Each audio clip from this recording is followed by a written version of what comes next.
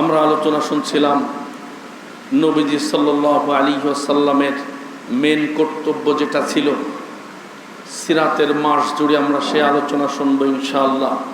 নবীজির আগমনের উদ্দেশ্য কি ছিল, আল্লাহ নবীজি সাল্লাল্লাহু আলাইহি ওয়াসাল্লামের মেন দায়িত্ব কি ছিল, তার ডিউটি কি ছিল। সূরা সফের 9 নম্বর আয়াতে আল্লাহ পাক বলেছেন, হুয়াল্লাযী আরসালা রাসূলা, তিনি এমন সত্তা, তিনি এমন রব যিনি তার রসুলকে পৃথিবীতে পাঠিয়েছিলেন, আমাদের নবীজিকে পৃথিবীতে পাঠিয়েছিলেন বিল হুদা, সত্য দিন দিয়ে, হেদায়েত সহকারে, কোরআন সহকারে তিনি পৃথিবীতে প্রেরণ করেছিলেন। অদিনিল হক, সত্য ধর্ম অর্থাৎ ইসলাম দিয়ে, কোরআন দিয়ে পৃথিবীতে পাঠিয়েছিলেন। এই জন্যে লিয়ুযহিরাহু আলা দ্বীনি কুল্লি, তিনি যাতে করে ওই দিনটাকে অন্যান্য দিনের উপরই বিজয়ী করতে পারেন, দিনকে যাতে তিনি প্রতিষ্ঠা করতে পারেন, দিনকে যাতে বিজয়ী করতে পারেন। সব মত, সব ধরনের পদ্ধতি, সব ধরনের ধর্ম, সব কিছুর উপরে আল্লাহর দিনকে যাতে বিজয়ী করতে পারেন, এই জন্যেই আল্লাহ পাক তার নবীকে পাঠিয়েছেন। আর এই কাজে বাধা দেবে তারা, ওয়ালাউ কারিহাল মুশরিকুন। আল্লাহ নবীজিকে হুঁশিয়ার করলেন, যারা মুশরিক তারা কিন্তু এটা অপছন্দ করবে আপনি দিন বিজয়ী করবেন। এই ডিউটির ক্ষেত্রে সবচেয়ে বড় বাধা হবে যাদের অন্তরে শিরিক আছে, যারা মুশরিক, তারা এই কাজে সবচাইতে বেশি বাধা দেবে। সূরা সূরা 13 নম্বর আয়াতে রব্বুল আলামিন বড় বড় 5 জন নবীকে একই দায়িত্ব দেওয়ার কথা বলেছেন। আন আকিমুদ্দিন ওয়া লা তাতাফাররাকু ফি, তোমরা দিন প্রতিষ্ঠার ক্ষেত্রে কখনো কোনো মত পার্থক্য করবে না। নামাজ আপনি কিভাবে পড়বেন, হাত কোথায় বাঁধবেন, তার ব্যাপারে মত পার্থক্য আছে। কেউ বলে নাভির নিচে, কেউ বলে বুকের উপরে। হাদিস উভয়ই রয়েছে, আপনি যেটাই ইচ্ছা করতে পারেন, মতানৈক্য থাকতে পারে। নবীজির সাহাবাদের মধ্যে বিভিন্ন বিষয়ে মাঝে মাঝে মতানৈক্য হয়েছে, কিন্তু রব্বুল আলামিন বললেন আন আকিমুদ্দিন ওয়া লা তাতাফাররাকু ফি, কিন্তু দিন প্রতিষ্ঠার ক্ষেত্রে কেউ কখনো কোনো মতভেদ করবে না। এই ব্যাপারে সবাই একমত হয়ে তোমরা দিন প্রতিষ্ঠার কাজে লাগবে। এই দায়িত্ব পালন করতে গিয়া নূহ নবীকে এমন কষ্ট স্বীকার করা লেগেছে। নূহ আলাইহিস সালামকে কাফেররা যখন তিনি দাওয়াত দিয়েছেন, রাতের বেলা তিনি ঘুমান নাই, রাতের বেলাও দাওয়াত দিয়েছেন, দিনের বেলাও দাওয়াত দিয়েছেন, 950 বছর দাওয়াত দিয়েছেন। তিনি বলেছেন, রব্বি ইন্নী দাউতু কওমি লাইলা ওয়া নাহারা, ও আমার রব, আমি রাতের বেলা ঘুমাই নাই, রাতের বেলা এবং দিনের বেলায় আমার কওমকে দাওয়াত দিয়েছি, ওরা দাওয়াত গ্রহণ করে নাই। এমনকি নূহ নবীকে এই কাজ করার ক্ষেত্রে যখন তিনি পদক্ষেপ নিয়েছেন, তখন কাফেররা নূহ নবীকে এতটা পিটিয়েছে, ঘন্টার পর ঘন্টা নূহ নবী বেহুশ হয়ে থাকতেন। হুশ ফিরে আসলে আবার দাওয়াত দিতেন, আবার তাকে পিটানো হতো। এই দাওয়াত দেওয়ার কারণে ইব্রাহিম নবীকে অগ্নিকুণ্ডের মধ্যে নিক্ষেপ করা হয়েছে। এই দাওয়াত দেওয়ার কারণে মুসা নবী দলবল সহ এলাকায় থাকতে পারেন নাই। ফিরাউনের বাহিনীরা দাবড়া তাকে নীল দরিয়া বা লোহিত সাগরের কাছে তারা নিয়ে গেছে। এই দাওয়াত দেওয়ার কারণে ইমাম হুসাইন রাদিয়াল্লাহু তাআলা আনহুর দেহ থেকে মাথা আলাদা করা হয়েছে।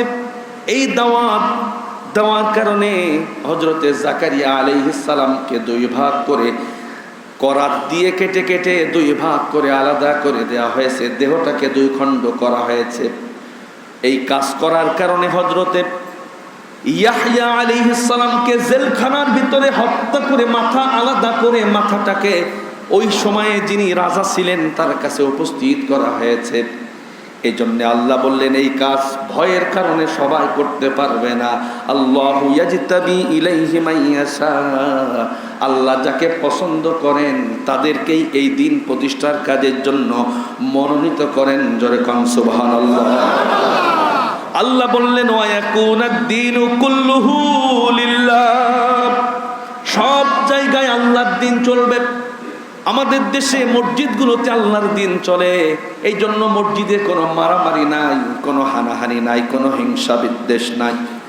মসজিদ থেকে বের হয়ে গেলে আল্লাহর দিন, আল্লাহর বিধান আমরা মানি না, অথচ আল্লাহ বললেন সব জায়গায় আল্লাহর দিনকে তোমাদেরকে বিজয় করতে হবে। কে বললেন? জোরে বলেন। এটা কি ফরজ না নফল কাজ? সংসদ ভবন কি কোরআন দিয়ে আমাদের দেশে চলে নাকি? হাইকোর্ট কি চলে? সুপ্রিম কোর্ট চলে না, মন্ত্রণালয় চলে না। অথচ আল্লাহ রাব্বুল আলামিন বললেন আলা লাহুল খালকু ওয়াল আমরু তাবারাকাল্লাহু রাব্বুল আলামিন। আল্লাহ বললেন যিনি সৃষ্টি করেছেন সব জায়গায় তারই আইন চলবে, তারই বিধান চলবে।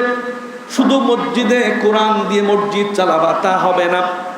সমস্ত জায়গায়, তোমাদের দেশে যত জায়গা আছে সব জায়গায় আল্লাহর হুকুম মানতে হবে। জজ সাহেব যখন বিচার করেন তখন জনগণের দেখানো আইন দিয়ে তিনি বিচার করেন। অথচ আল্লাহ বললেন আমি যে বিধান দিয়েছি এই বিধান দিয়ে যেই জজ সাহেব, যেই বিচারক বিচার করবে না তার ঈমান থাকবে না।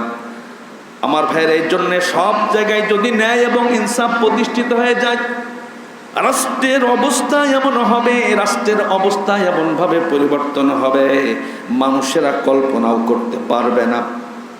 আমার ভাইয়েরা, বন্ধুরা, যদি রাষ্ট্রে যদি আল্লাহর দিন যদি কায়েম হয়ে যায় তাহলে রাষ্ট্রে কোনো হত্যাকাণ্ড হবে না। এই সোনার বাংলাদেশে হত্যাকাণ্ড আছে না নেই? আল্লাহ পাক বললেন ওয়ালা ইয়াকতুলুনান নাফসাল্লাতী হারামাল্লাহু ইল্লা বিল হক ওয়ালা ইয়াজনুনা ওয়া মান ইয়াফআল যালিকা ইয়ালকা আসামা। আল্লাহু আকবার। আল্লাহ বললেন অন্যায়ভাবে কাউকে হত্যা করবা না। যারা হত্যা করবে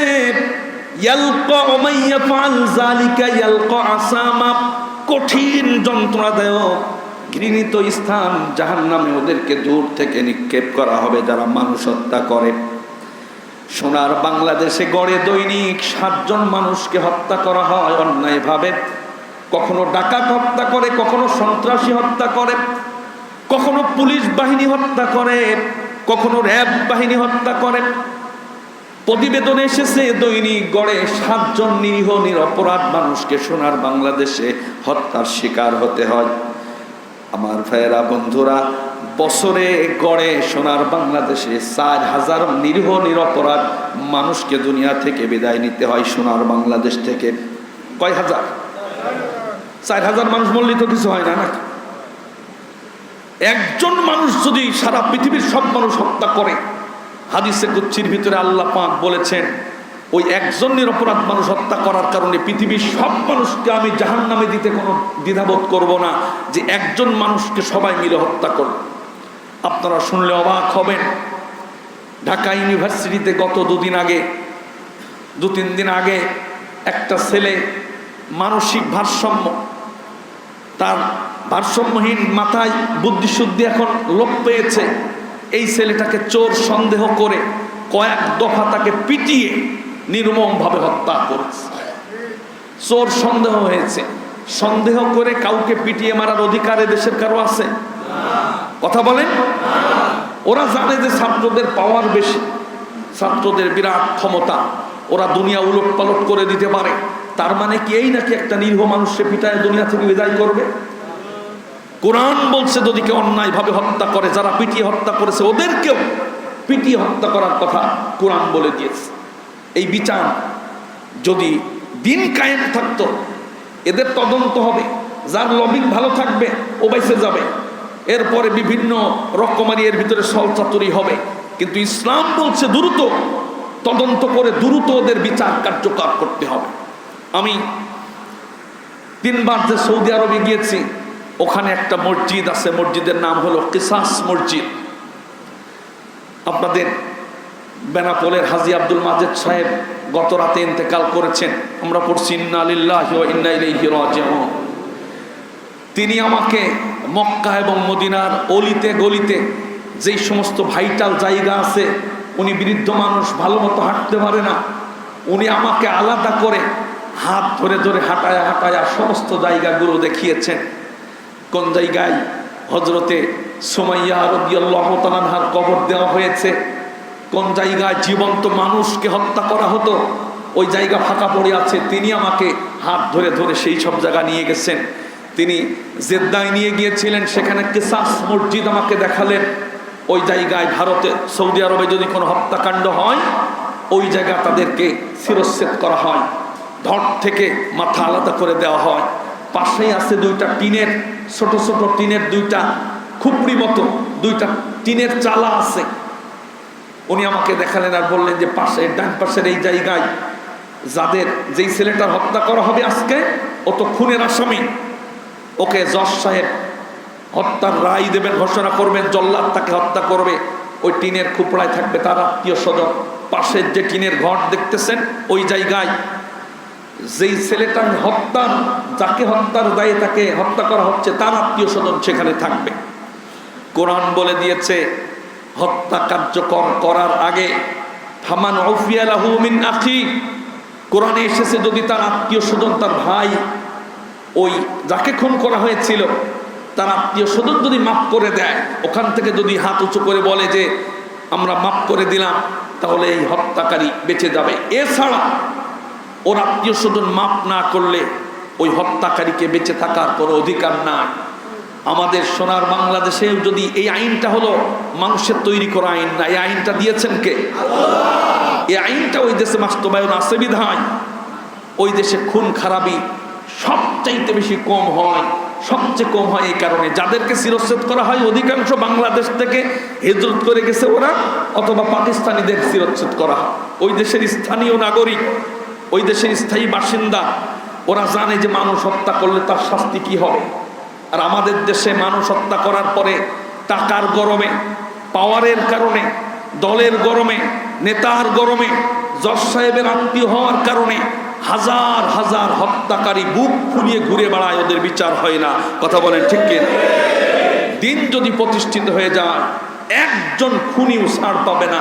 এই যে যারা হত্যাকাণ্ড ঘটিয়েছে ঢাকা ইউনিভার্সিটিতে, এরপরে জাহাঙ্গীরনগর ইউনিভার্সিটিতে, সেখানেও হত্যা করা হয়েছে।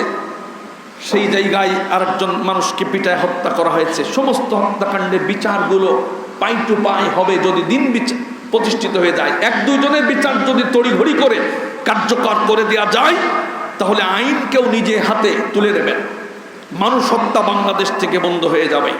বাংলাদেশে গত কয়েক বছরে বিচার না করে প্রশাসন বিচার বহির্ভূতভাবে হত্যা করেছে ৩,৮৭৩ জনকে বিচার না করে হত্যা করেছে। প্রতিবেদন এটা বলেছে যে যাদের তার ভিতরে অনেকে মাদক কারবারি ছিলেন, কেউ ক্রস ফায়ারের নাটকের সে শিকার হয়েছেন। এভাবে করে বিচার না করে আইন নিজের হাতে তুলে নিয়ে মানুষ হত্যা করে হয়েছে এই যে ৩,৮০০ প্রায় ৪,০০০ জনকে গত কয়েক বছরে। যদি দিন কায়েম হয়, প্রকৃত খুনি শুধু তাকে দুনিয়া থেকে বিদায় করা হবে, এছাড়া কেউ না। আল্লাহ পাক বললেন, ইয়া আইয়ুহাল্লাযীনা আমানু কুতিবা আলাইকুমুল কিসাসু ফিল কতলা। আল্লাহ রাব্বুল আলামিন বললেন, হে ইমানদারেরা, তোমাদের উপরে ফরজ করা হলো হত্যার বদলে হত্যা করাটাকে। কোনো খুনি যেন ছাড় না পায়, ওদেরকে বিচারের আওতায় এনে ওদেরকেও রাষ্ট্রীয়ভাবে হত্যা করা হবে।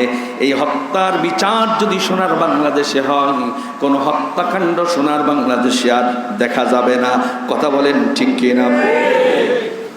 আমার ভাইয়েরা, তাহলে দিন যদি প্রতিষ্ঠিত হয়ে যায়, রাষ্ট্রে কোনো খুন খারাপি থাকবে না, মানুষ নিহত হওয়ার কোনো ভয় থাকবে না। রাষ্ট্রে যদি দিন কায়েম হয়ে যায়, 2 নাম্বার, আজকের দিনের 2 নাম্বার লাভ হবে, যারা নেতা হবে তারা জনগণের খাদেমে পরিণত হবে। নেতারা হবে জনগণের খাদেম, নেতারা জনগণের বস হয়ে টাকা পয়সা আত্মসাৎ করবে এমন হবে না। নেতারা জনগণের খেদমতের জন্য নিজের যৌবন, জীবন, শক্তি, সামর্থ্য, টাকা পয়সা সব ব্যয় করবে।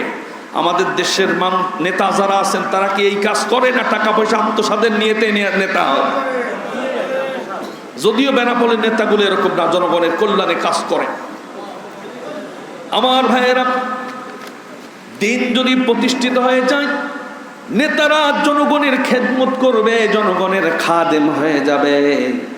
কেমন খাদেম ছিলেন হযরতে আবু বকর রাদিয়াল্লাহু তাআলা আনহু যখন খিলাফতের দায়িত্ব পালন শুরু করলেন। আল্লাহর নবীজি ইন্তেকাল করেছেন, সাহাবারা হযরতে আবু বকরকে খিলাফতের মসনদে উঠায় দিয়েছেন, তিনি রাষ্ট্রপতির দায়িত্ব পালন করতেছেন। রাষ্ট্রে বসার 2-3 দিন পরে হযরতে উসমান রাদিয়াল্লাহু তাআলা আনহু আবু বকরের কাছে আসলেন আর বললেন, ও খলিফাতুল মুসলিমিন, আমিরুল মুমিনিন, ও আবু বকর রাদিয়াল্লাহু তাআলা আনহু, শোনো, তুমি রাষ্ট্রের দায়িত্ব নিয়েছো। তোমার রাষ্ট্রে যদি কোনো নাগরিক কষ্টে থাকে, তোমার রাষ্ট্রে যদি কোনো নাগরিক যদি না খেয়ে থাকে, তাহলে এর দায়ী কি তুমি হবা নাকি কিয়ামতে কি এই ব্যাপারে তোমার আল্লাহর কাছে জবাব দিতে হবে নাকি? বলে হ্যাঁ, অবশ্যই দিতে হবে। আমি মসজিদে নববীতে আসার পথে হঠাৎ করে লক্ষ্য করে দেখলাম একটা বাড়ি থেকে একটা বৃদ্ধ মহিলা কাঁদতেছে, কান্নাকাটি করে করে বলতেছে, আল্লাহর নবীজি, বিশ্ব নবী দুনিয়ায় নাই, আজকে রাষ্ট্রপতি হয়েছে আবু বকর। কয়েকদিন হয়ে গেল আবু বকর আমার কোনো খোঁজ খবর নেই না। আমি বৃদ্ধা অসহায় মানুষ, আমার স্বামী নাই, আমার সন্তান নাই। বিশ্ব নবী আমার খোঁজ খবর নিত, কিন্তু আবু বকর প্রেসিডেন্ট হওয়ার পরে একটা বারের জন্য আমার কোনো খোঁজ খবর নেয় নাই। আবু বকরের বিরুদ্ধে আমি আল্লাহর কাছে মামলা দায়ের করব। এ কথা শোনার পরে উসমান রাদিয়াল্লাহু তাআলা দৌড়াতে দৌড়াতে আবু বকরের কাছে গিয়া সব ঘটনা খুলে বললেন। আবু বকর রাদিয়াল্লাহু তাআলা বললেন, তার তো খেদমতের প্রয়োজন, তার জন্য কিছু খাবারের ব্যবস্থা করে দেব। উসমান রাদিয়াল্লাহু তাআলা বললেন, তিনি এত অসুস্থ মানুষ, এমন বৃদ্ধা মানুষ, নিজের কাজ নিজে করতে পারে না, শুধু খাদ্য দিলেই হবে না, তার জন্য খাদেম দরকার একজন। আবু বকর বললেন, নতুন ক্ষমতায় এসেছি, এখনো ঠিকঠাক মতো গদিতে বসতে পারলাম না, এত দাবি নিয়ে আসলে আমি একা পারবো কি করে? যেমন বর্তমানে হয়েছে, ক্ষমতায় আসার পরে কত ধরনের দাবি, ওদের চেয়ার এখনো শক্ত হয়নি, এ দাবি সে দাবি নিয়ে হাজারো মানুষ রাস্তায় ভিড় করতেছে। হযরত ওমর রাদিয়াল্লাহু তাআলা সেই জায়গা বসাচ্ছিলেন। আবু বকর বললেন, ওই বৃদ্ধা মহিলার জন্য এখন খাদেম দেব, রাষ্ট্রের টাকা নিয়ে তার বেতন দেব, এই অবস্থা তো এখনো তৈরি হয় নাই। আমাদের সামনে এখন যারা আছো, কেউ কি পারবা নাকি ওই বৃদ্ধা মহিলার খেদমত করতে? কেউ কি রাজি আছো নাকি?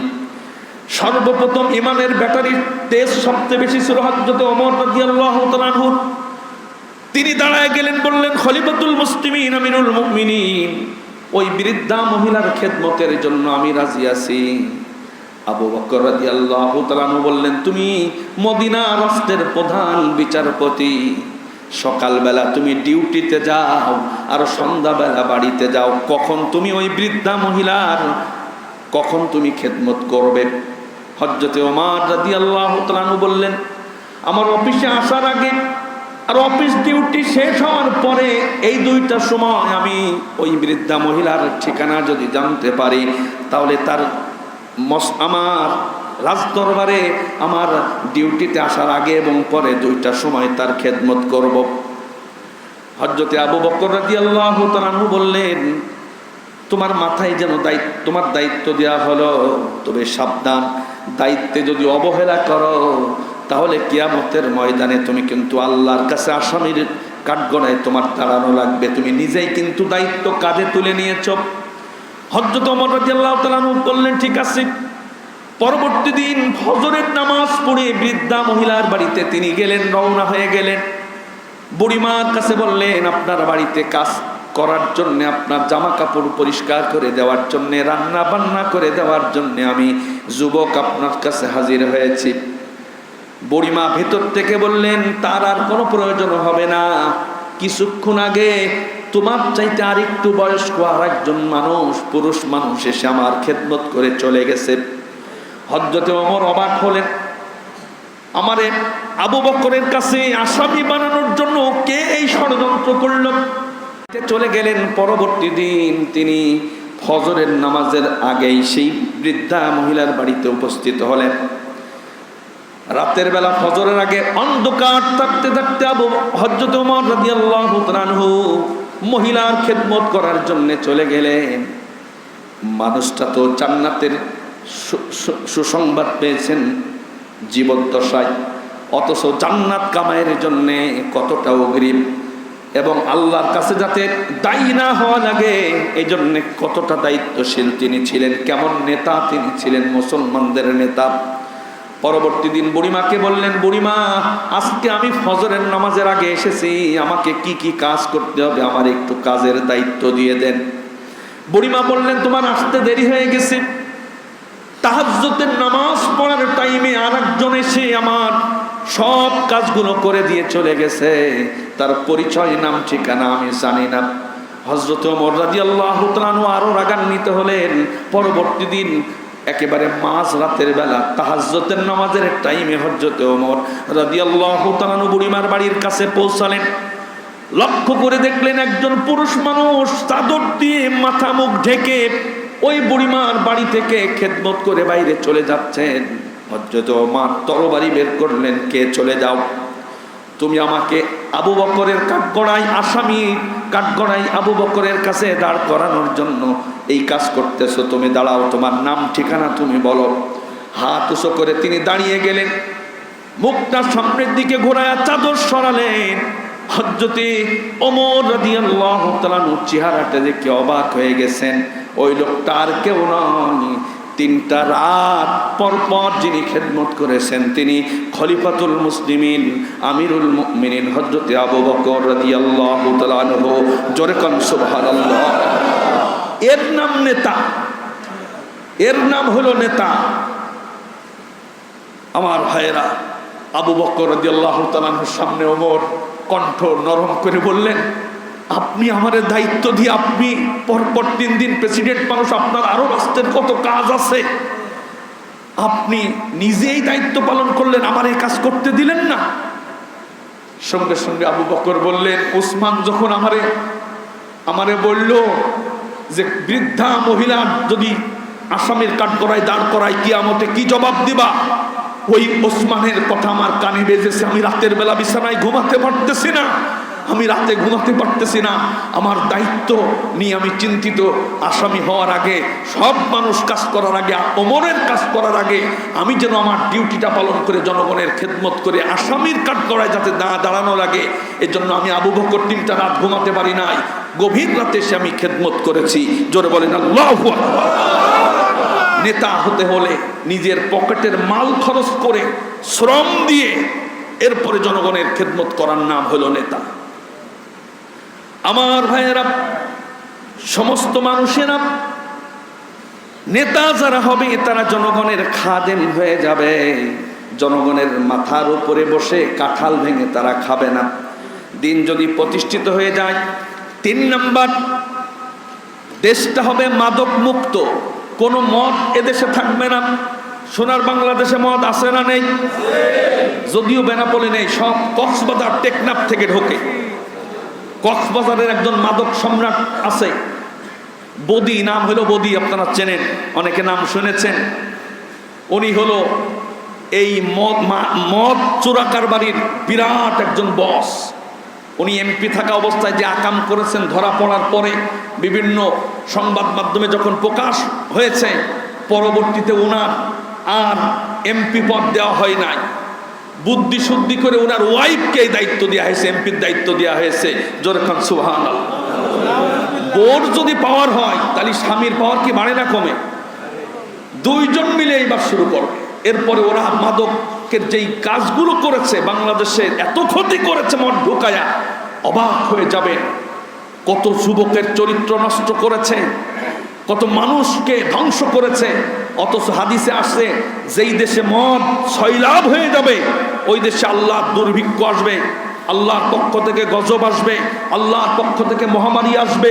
যেই দেশে মদ বেশি চালু হয়ে যাবে সেই দেশের মানুষ হাবাগুবা হবে, সেই দেশে পাগলের সংখ্যা বেড়ে যাবে।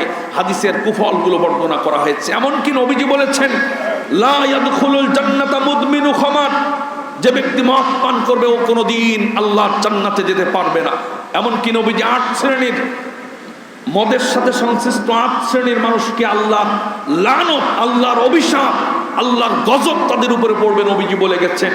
যারা মদ খাবে, যারা মদ পরিবহন করবে, যারা মদ ব্যবসা করবে, যারা মদ পরিবেশন করবে, মদের সাথে এরকম যুক্ত 8 শ্রেণীর মানুষের উপরে আল্লাহর লানত, আল্লাহর গজব। এখন দিন যদি প্রতিষ্ঠিত হয়ে যায়, এই মদ বন্ধ হয়ে যাবে, তো বেনাপোলে যারা এই আকাম করে তারা কি দিন কায়েম হোক এটা কি চাইবে? কারণ ওদের ব্যবসায় লালবাতি জ্বলে যাবে। ওরা চিন্তা করবে এতদিন এরকম র্যামডাম চলেছি, এরকম ইনকাম হয়েছে, এখন বাদামের দোকান দিলে লোকে বলবে কি, এ তো আমার দ্বারা সাজে না, চার দোকান দিলে এটা আমার দ্বারা সাজে না, এরকম চিন্তা করবে। ওরা দিন কায়েমের ক্ষেত্রে বাধা দেবে যারা মাদকের সাথে সংশ্লিষ্ট আছে।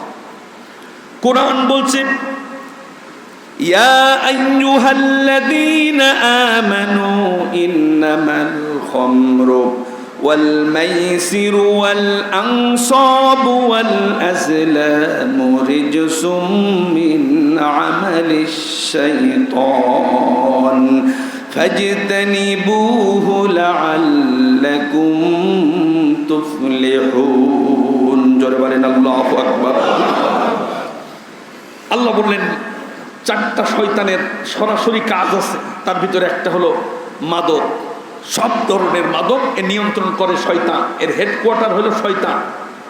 এই মদ সোনার বাংলাদেশে যারা ছোটখাটো গাঁজার ব্যবসায়ী ওদেরকে মাঝে কোরাসে মারা হয়েছে, কিন্তু যারা হোটেল শিরাটনে মদের আড্ডা দেয়, যে সমস্ত সম্পদশালী শিল্পপতির ছেলেরা এবং বিভিন্ন মন্ত্রী এমপির যারা আছেন পাওয়ারফুল লোকেরা বিভিন্ন জায়গায় লাইসেন্সকৃত মদ পান করে, ওখানে কোনো অসুবিধা নাই। আবার সাধারণ জনগণ মদের জন্য জীবন দিচ্ছে, তাদেরকে ক্রসে দেওয়া হচ্ছে। তাহলে আইন এটা কি সুবিচার হলো এদেশে? একই দেশে 2 রকম বিচার হলে মদ বন্ধ করা যায়। আমি দেখেছি ইউটিউবে, নেটে দেখেছি, বঙ্গভবনে মানুষজন এক এক জিনিস নিয়ে চলে যাচ্ছে, সেখানে মদের একটা বোতলও পাওয়া গেছে ওই গণভবনে। জোরে খান সুবহানাল্লাহ। অথচ মদ হালাল না হারাম?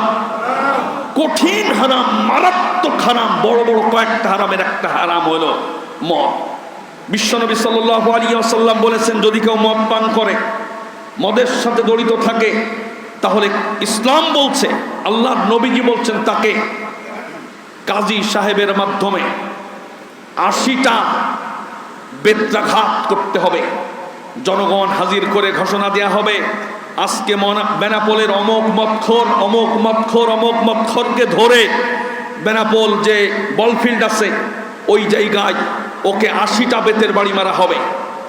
যদি বেনাপোলে এরকম 4-5টা মদখোর ধরে যদি জনগণকে হাজির করে 80টা বেত্রাঘাত করা হবে। ওয়ালা তাখুযকুম বিহিমা রাফাতুন ফি দীনিল্লাহ। যখন মাস শুরু হবে তখন মা গো বাবা গো কয়ে যখন চিৎকার করবে, কোরআন বলছে ওই সময় যে বাড়ি মারবে ও যেন কোনো দয়া মায়া করে মায়ের আসতে না করে। আল্লাহর নির্দেশ, ও যাতে ওর গতিতে ও যাতে মাদক সেবিকে যাতে পিটায়। মারবে কয়টা? জোরে বলেন 80টা। এই 80টা বেতের বাড়ি মারার ভিতরে মরে গেলে যাবে, রক্তাক্ত হয়ে হাসপাতালে গেলে যাবে। 1-2টা মাদক সেবিকে যদি এইভাবে পিটানো যায়, আর যারা খুচরো মদ পান করে গাঁজা টাজা খায়, ওরা কি গাঁজা খাওয়ার সাহস পাবে? কথা বলেন। এই বিধান হলো ইসলামের বিধান। এখন যারা গাঁজাখোর আছে, মদখোর আছে, ওরা কিন্তু চাইবে না যে দিন প্রতিষ্ঠিত হয়ে যাক। 2-5 জন যদি মদখোর যদি এরকম শাস্তি দেওয়া যায়, সারা বাংলাদেশে মদ অটোমেটিক দাদা বাবুরা দিতে চাইলেও ব্যাট দেবে, দরকার নেই, আমার জনগণের সামনে 80টা বেতের বাড়ি খাওয়ার ক্ষমতা আমার নেই। এই বেতের বাড়ি খেতে গিয়া হযরতে ওমর রাদিয়াল্লাহু তাআলার সন্তান আবু শামা জীবন দিয়েছে। ওমর রাদিয়াল্লাহু তাআলা নিজে তারে পিটায় দুনিয়া থেকে বিদায় করেছেন। ইনসাফ ভিত্তিক রাষ্ট্র প্রতিষ্ঠিত হবে। রাষ্ট্রের কোনো মানুষ অবিচারের শিকার হবে না, কোনো জুলুমের শিকার হবে না। যদি দিন প্রতিষ্ঠিত হয়ে যায়। যেই যুগ আমরা দেখেছি 40টা বছর নবীজির সময়ে এবং খোলাফায়ে রাশিদার বছরগুলোতে। আমার ভাইয়েরা,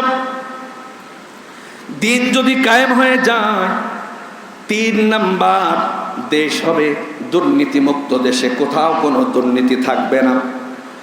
কাস্টম অফিসে গিয়া ঘুষ দেওয়া লাগবে না। কোন অফিসার টাকার জন্য ফাইল ঘোরানোর সাহস পাবে না। রেজিস্ট্রি অফিসে গিয়া রেজিস্ট্রি করবেন, কোন অফিসার আপনার কাছে ঘুষ দেওয়ার সাহস পাবে না। কারণ আপনার ট্যাক্সের টাকা দিয়ে তার বেতন দেওয়া হয়। আপনার কাছ থেকে টাকা, ও যে আপনার ট্যাক্সের টাকা নিয়ে তার বেতন দেওয়া হয়, আপনার ওই কাজ করার জন্য অতিরিক্ত টাকা নেওয়া, এর সাহস কোনো মানুষ পাবে না। ভূমি অফিসে ঘুষ থাকবে না, বিআরটিএ অফিসে ঘুষ থাকবে না, এরপরে কাস্টম অফিসে থাকবে না, পাসপোর্ট অফিসে থাকবে না, ভিসা অফিসে থাকবে না। সারা বাংলাদেশের কোনো অফিসে আর দুর্নীতি থাকবে না, ঘুষ থাকবে না। জোরে কোন সুবহানাল্লাহ। সুবহানাল্লাহর আওয়াজ আসতে হইলো, তারও কারণ আছে, তারও কারণ আছে যে তাহলে হুজুর খাবো কি করে, চলবে কি করে সংসার? হুজুর ওয়াজ তো ছেড়ে চলে গেলে দেখবেন সমাজে এমন শান্তি হবে। আপনার আফগানিস্তানে ওরা দুর্নীতিমুক্ত দেশ গড়তে পারার কারণে আল্লাহ পাক তাদের এমন ভাবে রহমত দিচ্ছেন, এমন ভাবে রিজিক দিচ্ছেন।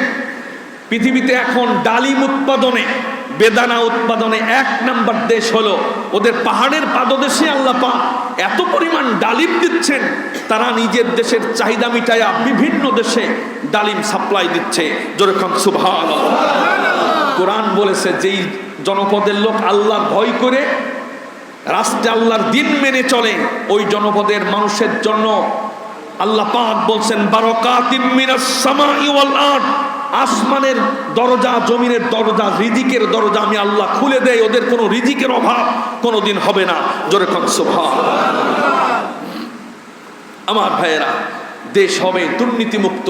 কারণ যেই সব জায়গায় দুর্নীতি আছে চিহ্নিত করে দিন কায়েম হলে কোরআন হাদিস দিয়ে বিচার করে সমস্ত জায়গা থেকে দুর্নীতি দূর করা সম্ভব হবে যদি রাষ্ট্রে দিন প্রতিষ্ঠিত হয়ে যায়। হযরতে ওমর রাদিয়াল্লাহু তাআলা আনহু রাষ্ট্র পরিচালনা করেছেন। 10 বছর তিনি রাষ্ট্র পরিচালনা করেছেন।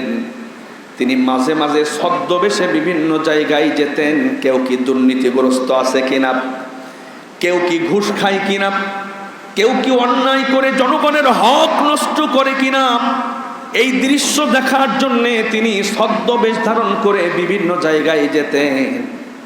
হঠাৎ তিনি একটা এলাকায়, তিনি মদিনা থেকে দূরবর্তী অঞ্চলে, তিনি মরু অঞ্চলে চলে গেলেন। যেতে যেতে হঠাৎ করে একটা মরু অঞ্চলে গিয়া লক্ষ্য করে দেখলেন একটা যুবক মানুষ, রাখাল মানুষ, দাস মানুষ, সে ছাগল চড়িয়ে বেড়াচ্ছে, ছাগল চড়াচ্ছে। হযরতে ওমর রাদিয়াল্লাহু তাআলা তার কাছে গিয়া সালাম প্রদান করলেন। বললেন ভাইজান, আমি পথিক মানুষ, আমার বড্ড প্রয়োজন হয়েছে, 2টা ছাগল আমার প্রয়োজন। এখান থেকে ছাগলের পাল থেকে 2টা ছাগল আমারে দিয়ে দেন, আর কিছু ছাগলের দুধ প্রয়োজন, আপনি দহন করে আমারে দিয়ে দেন। রাখাল বলল এটা তো হবে না, আমি তো গোলাম, আমি তো দাস, আমি তো চাকর, আমি তো রাখাল, আমি দেব কি করে? এই ছাগলের প্রকৃত মালিক তো ওই যে পাশের গ্রামে বসবাস করে। হযরত ওমর তার লোভ দেখালেন, পরীক্ষা করলেন কেমন ঈমান। তাকে বললেন এই ছাগলের যে দাম হবে তার দ্বিগুণ দাম তোমারে দেব, দয়া করে আমারে যদি তুমি দিয়ে দাও, তোমারে 2 দিক থেকে লাভ হবে। একদিক থেকে তোমার টাকা হবে, আর এক দিক থেকে আমার উপকার হবে, আর এক দিক থেকে তোমার মালিকও জানতে পারবে না। এত ছাগলের পালের ভিতর থেকে 2টা হারিয়ে গেলে কোনো জানতেও সে পারবে না, তুমি বিক্রি করে দাও।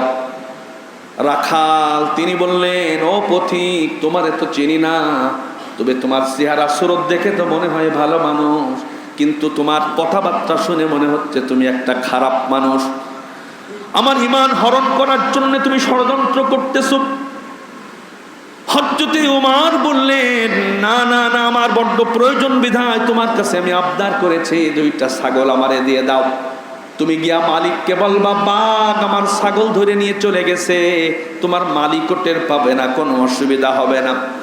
এবার রাখাল রাগ হয়ে তিনি বললেন আমার মালিক না হয় দেখতে পাবে না, তোমার মালিক আমার মালিকের মালিক, আমার মালিক যিনি রব তিনি তো আল্লাহু আলা কুল্লি শাইইন শাহিদ।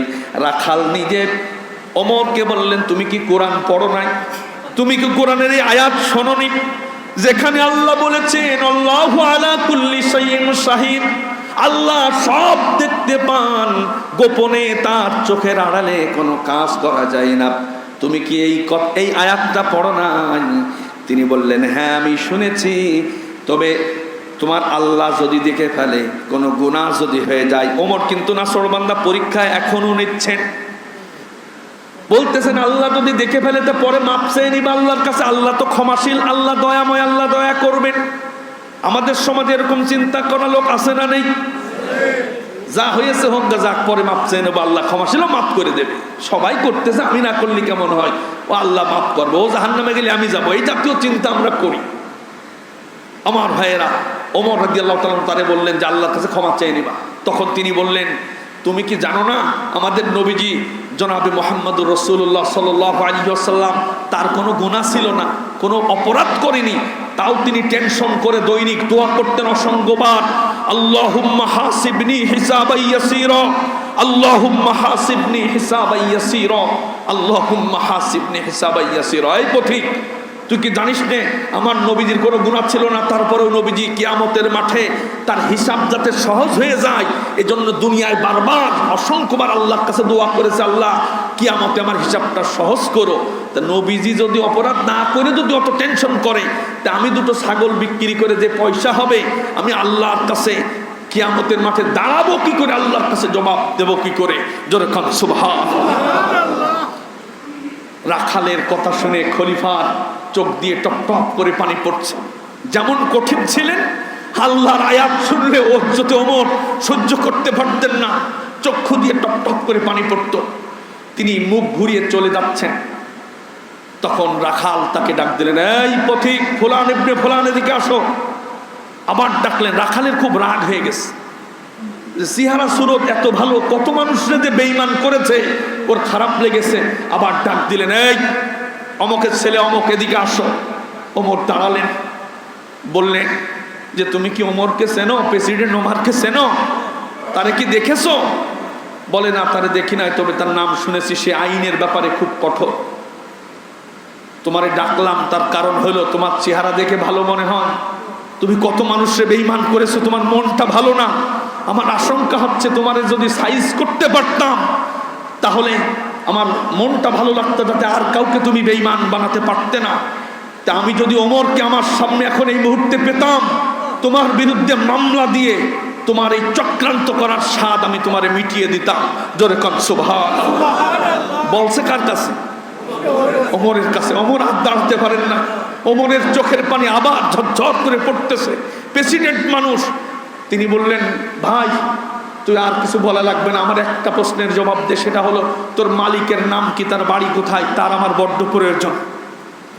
বললেন, ওই যে পাহাড়ের পাদদেশে একটা খুপড়ি দেখা যাচ্ছে, ওই খুপড়িতে আমার মালিক থাকে, আমার মালিকের নাম অমক। হযরত ওমর রাদিয়াল্লাহু তাআলা চলে গেলেন সেই জায়গায়, দরজায় করাঘাত করলেন, বাড়িতে লোক আছো? বাড়ির যিনি মালিক তিনি আছেন? ভেতর থেকে বের হয়ে আসলেন, বললেন যে ওই যে পাশে ছাগল চড়ানো হচ্ছে, ছাগলের পাল কার? তিনি বললেন যে আমার। তা আমি আপনার কাছে এসেছি একটা জরুরি কাজ নিয়ে, সেটা হলো আপনার যে রাখাল আছে ওই রাখালকে আমি কিনতে চাই। রাখাল খুব বিশ্বস্ত রাখাল ছিল, তাকওয়াবান রাখাল ছিল। যেই রাখালের কথা বলেছে তখন বলতেছে, না আমি তাকে বিক্রি করব না। খলিফাতুল মুসলিমিন বললেন, তুমি যা চাও, যত স্বর্ণ মুদ্রা চাও সব তোমারে আমি দিয়ে দেব, তুমি আমারে রাখালটা আমার কাছে বিক্রি করে দাও। এটা বলার পর ওই মালিক হযরত ওমরকে দেখার পরে তিনি চিনতে পারলেন, বললেন, আপনার দেখে তো চেনা চেনা লাগে, আপনি কি খলিফাতুল মুসলিমিন আমিরুল মুমিনিন হযরত ওমর নাকি? বলে, হ্যাঁ আমি ওমর। তিনি বললেন, আমি বুঝতে পেরেছি ক্ষমতায় এসে আপনি জুলুম করে, অন্যায় করে আমার বিশ্বস্ত চাকরটাকে, গোলামটাকে আপনি ছিনিয়ে নেওয়ার জন্য এসেছেন। হযরত ওমর বললেন, ভুল বুঝো না ভাইয়া, ভুল বোঝা যাবে না। আমি যদি তাই করতে চাইতাম তাহলে আগে এসে আমি খলিফার পরিচয় দিতাম, তোমার থেকে জোর করে নিয়ে যেতাম। আমি তোমার কাছে এসেছি সাধারণ ওমর হয়ে, প্রেসিডেন্ট ওমর, খলিফা ওমর হয়ে আমি তোমার কাছে আসি নাই। তোমার এই গোলামটাকে আমার কাছে তুমি বিক্রি করে দাও, আমার অনুরোধ, তুমি যা চাবে তাই দেব। এবার মালিকের মনটা নরম হলো। তিনি বললেন, ও খলিফাতুল মুসলিমিন, আমিরুল মুমিনিন, এই দেশে তো অনেক চাকর আছে, অনেক গোলাম আছে, অনেক দাস আছে। আমার গোলামটা তো দেখতে ভালো না, কালো মানুষ, নাকটা মোটা, দেখতে বিশ্রী, কুচকুচে কালো আফ্রিকান নাগরিক। এই কালো দাস আপনি কেনার জন্য এত কেন আগ্রহ দেখাচ্ছেন? তারে কেন আপনি কিনতে চাচ্ছেন? এটা জানতে বড় ইচ্ছা হয়। আপনি যদি সঙ্গত কোনো কারণ দেখাতে পারেন তাহলে আমি এই দাসটাকে আপনার কাছে বিক্রি করব। খলিফাতুল মুসলিমিন আমিরুল মুমিনিন হযরত ওমর রাদিয়াল্লাহু তাআলা আনহু বললেন, শোনো শোনো শোনো, এত বড় বিশাল রাষ্ট্র আমি চালাই, 50 লক্ষ বর্গ কিলোমিটার আমার আন্ডারে আছে। এত বড় অর্ধজাহান চালাতে গিয়া যদি কোনো অন্যায় আমি ওমরের অজান্তে যদি হয়ে যায়, কোনো নাগরিকের মামলার আসামি যদি কিয়ামতের মাঠে আমি হয়ে যাই, কোনো মানুষের হক নষ্ট করার জন্য যদি আল্লাহর কাছে মামলার আসামি হয়ে যায়, ওই সময় আমি আল্লাহকে ডাক দিয়ে বলবো, আল্লাহ, এই যে তাকওয়াবান একজন গোলামকে আমি অনেক টাকা দিয়ে ক্রয় করে তাকে আমি স্বাধীন করে দিয়েছিলাম, মুক্ত করে দিয়েছিলাম, তোমার কাছ থেকে তারে কিনে আমি স্বাধীন করে দেব। আর কিয়ামতে যদি আল্লাহর কাছে আমি আসামি হয়ে যাই, এই গোলামটাকে আল্লাহর সামনে পেশ করে বলবো, আল্লাহ, তোমার একজন তাকওয়াবান গোলামের জীবন থেকে তাকে মুক্তি দিয়েছিলাম, তাকে আমি দাস মুক্ত করেছিলাম। আল্লাহ, আমার এই কাজটা যদি তোমার পছন্দ হয়, এই কাজটা যদি ভালো লাগে, আল্লাহ, তুমি আমি ওমরকে আজকে মাফ করে দাও। জোরে কোন আল্লাহু আকবার। জান্নাতের গ্যারান্টি পেয়েছেন, প্রেসিডেন্টের দায়িত্ব পালন করেছেন, রাস্তায় কোনো কুকুর পর্যন্ত না খেয়ে মরে না, নিজের ছেলেকে পিটাইছেন, মরে যাচ্ছে, বলছে, নবীজির সাথে তোর যদি দেখা হয় নবীজির কাছে বলবি, বাপ হয়ে আমার আব্বা আমারে সন্তান হয়ে ক্ষমা করে নাই, ন্যায় বিচার করেছে, নবীজির কাছে বলবা আমি পক্ষপাতিত্ব করি না। এই মানুষটা চিন্তায় আছে, টেনশনে আছে যে রাষ্ট্র চালাতে গিয়ে না জানি কোন মামলার আসামি আল্লাহর কাছে হই। এই ভালো কাজটা করলে আল্লাহর কাছে ভালো কাজটুকু দেখি আল্লাহর কাছে বলবো, আল্লাহ, তুমি আমার আজকে আসামির কাঠ গড়ায় দাঁড় করায়ও না। এই ছিল নেতার বৈশিষ্ট্য। এরকম নেতা যদি পৃথিবীতে একজন তৈরি হয়ে যায়, সেই দেশে কোনো অন্যায় থাকতে পারে? জোরে বলেন, দুর্নীতি থাকতে পারে? হত্যাকাণ্ড থাকতে পারে? কোনো ধরনের অপরাধ সে দেশে হবে না। দিন যদি প্রতিষ্ঠিত হয়ে যায়, সেই সময় দিন প্রতিষ্ঠিত ছিল, নাগরিকদের অন্তরে আল্লাহর ভয় অটোমেটিক ঢুকে গিয়েছিল। একজন গ্রাম্য রাখাল, তিনি কোরআনের আয়াত দিয়ে ওমরের সাথে তর্ক করছেন আর বলছেন, তুমি কি প্রেসিডেন্ট ওমর? আর আমাদের দেশের প্রেসিডেন্টের সামনে এই এলাকার কোনো ভ্যান চালক যায় কথা বলার সাহস আছে? সাধারণ জনগণ আর নাগরিক নেতারা হবে সব সাধারণ জনগণের খেদমত হিসেবে, তারা খাদেম হিসেবে কাজ করবে। দিন প্রতিষ্ঠিত হলে কেমন পরিবেশ হবে আমরা পরের জুম্মায় ধারাবাহিকভাবে নবীজির সিরাত নিয়ে আমরা আলোচনা করব ইনশাআল্লাহ। আল্লাহ পাক আমার সোনার বাংলাদেশকে দিন কায়েমের জন্য কবুল করুক, বলি আমিন। আরো জোরে বলি আমিন। আসসালামু আলাইকুম। YouTube channel Islam with Habibur, এই চ্যানেলে সব কিছু ইসলামিক বিষয় প্রচার করা হয়। দয়া করে সবাই এই চ্যানেলকে সাবস্ক্রাইব, লাইক, কমেন্ট, শেয়ার করবেন এবং এই চ্যানেলটির সাথে থাকবেন। ধন্যবাদ।